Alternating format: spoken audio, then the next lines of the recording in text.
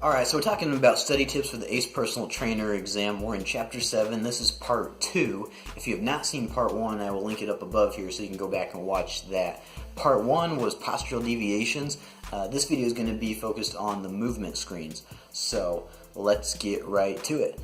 My first tip would be to quiz yourself on the tables that correspond with the movement screens. So you'll have one column that has the joint, the compensation, the overactive muscle, and the underactive muscle. Look at the first part of that table, the joint and the compensation, and quiz yourself. Try to guess what the overactive and underactive muscles are. And also make sure that you know overactive is tight and then underactive is lengthened muscles, that is. And then what I would do is later in the day, like when that table isn't as fresh in your mind, do it again, but flip it so that you're looking at the overactive and underactive muscles, and then you're trying to guess what the compensation is. Because on the exam, they'll ask it to you a number of different, like you'll have basically the same question asked to you 3 or 4 different times throughout the exam. So it helps if you know it forward and backwards. Number 2, perform the movement screens on someone else as well as yourself. So if you have somebody that's willing to volunteer as a client for you, explain the movement pattern to them, like the bend and lift screen, for example.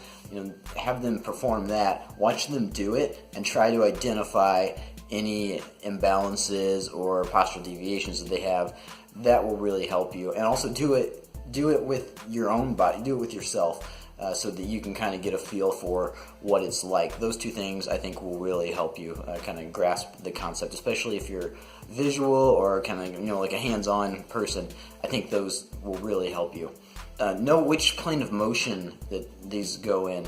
So the different, especially the 5 different movement patterns. So they talk about the bend and lift screen, the single arm movement, the push movement.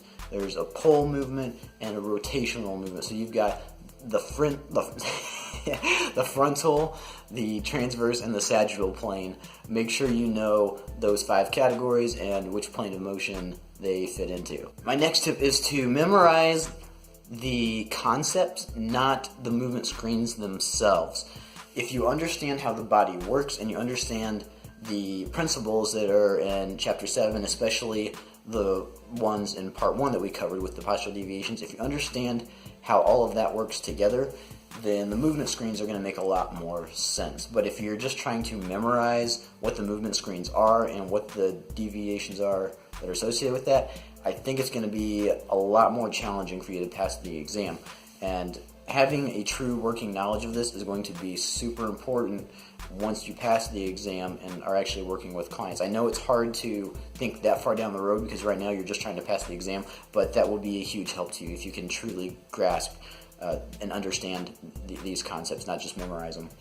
The appropriate range of motion. So there's charts throughout Chapter 7 where they have like all different angles of body parts going which way, and there's different degrees. Don't get too caught up in memorize like every single range of motion and the degree of like what an appropriate range of motion is, but do have some idea of what the appropriate range of motion is. Balance in the core. There's a section on there where it talks about like criteria for good relationships between muscles.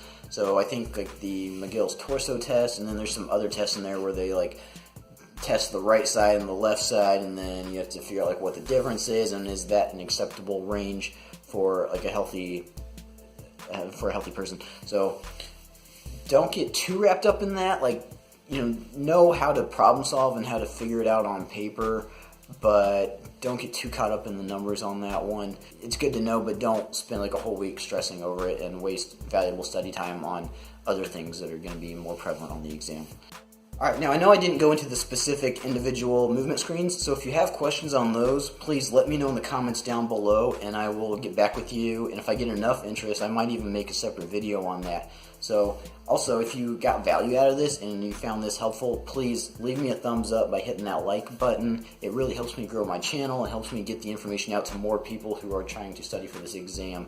So, also, if you have study tips that you have found helpful throughout your studies so far, please leave those down in the comments down below so other people can see those and try to benefit from them. So, thanks for watching. Consider subscribing if you found this useful, and I'll see you guys next time.